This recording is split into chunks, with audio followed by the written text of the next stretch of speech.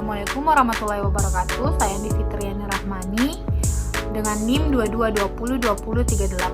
2220203861206029 dari Prodi Perbankan Syariah akan menganalisis konten berita mengenai Bank BNI, yaitu menjelaskan mengenai laba bersih, kredit yang disalurkan, DPK yang dikumpulkan, dan kredit macet atau non-performing loan.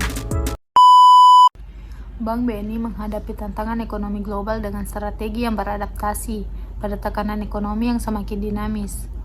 Tekanan ekonomi global yang terjadi akibat berbagai faktor seperti inflasi yang tinggi, ketidakpastian geopolitik, serta gangguan rantai pasokan memberikan dampak pada sektor perbankan termasuk BNI. Meskipun demikian, BNI berusaha memitigasi risiko tersebut dengan memperkuat portofolio kredit, menjaga likuiditas yang sehat, dan memaksimalkan digitalisasi untuk efisiensi operasional. BNI juga memanfaatkan peluang dari pemulihan ekonomi domestik, terutama dengan mendukung sektor-sektor prioritas yang dicanangkan oleh pemerintah Indonesia. Sektor-sektor seperti infrastruktur, pariwisata, dan usaha kecil menengah (UKM) menjadi fokus penting dalam strategi pertumbuhan BNI. Selain itu, BNI meningkatkan kapasitas digitalnya untuk melayani nasabah di era ekonomi yang semakin terdigitalisasi. Peningkatan layanan digital ini tidak hanya sebagai respons terhadap perubahan perilaku konsumen, tetapi juga untuk memperkuat daya saing BNI di pasar internasional.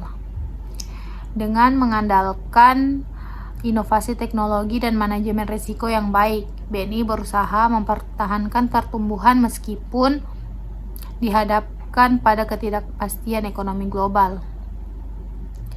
Secara keseluruhan, BNI tetap berada pada posisi yang relatif kuat dalam menghadapi tantangan ekonomi global berkat strategi yang fleksibel dan fokus pada pertumbuhan berkelanjutan.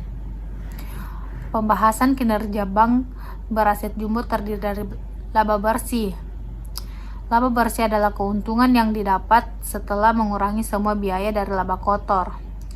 PT BNI meraup laba bersih sepanjang 2023 sebesar 20,9 triliun. Angka tersebut naik 14,23% dibanding periode yang sama tahun sebelumnya, yaitu 18.048 triliun.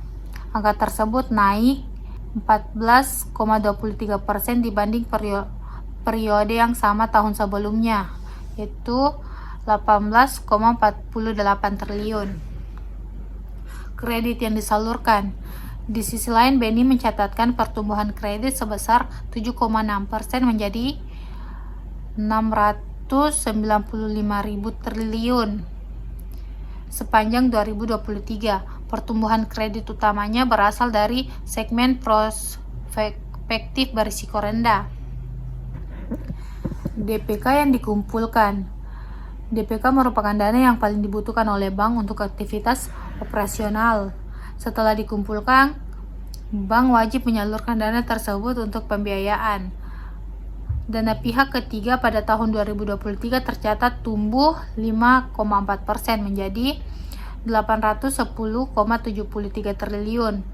Rasio current account saving account terpantau kokoh di posisi 71,2%. Demikian adalah perbandingan laba kredit hingga dana pihak ketiga DPK dari Bank Indonesia. Kredit macet dan non-performing, itu rasio kredit macet atau non-performing loan pada tahun 2023 telah berada di level 2,14%, membaik dibandingkan tahun 2022 yang sebesar 2,81%. Kredit yang disalurkan dan DPK yang diperoleh oleh PT BNI memiliki dampak langsung terhadap laba bersih bank.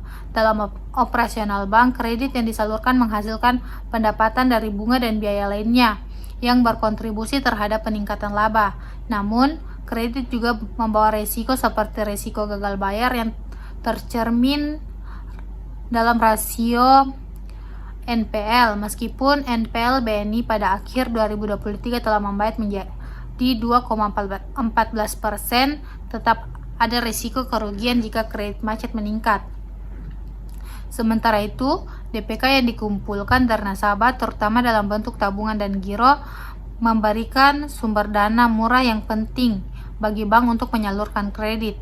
Rasio CASA BNI yang tinggi di 71,2% menunjukkan bahwa mayoritas dana yang diperoleh merupakan dana murah yang membantu meningkatkan margin keuntungan. Namun, bank harus menjaga keseimbangan antara peningkatan kredit dan pengelolaan risiko kredit untuk memastikan laba bersih tetap tumbuh stabil tanpa terkena dampak buruk dari kredit macet atau fluktuasi ekonomi. Nah,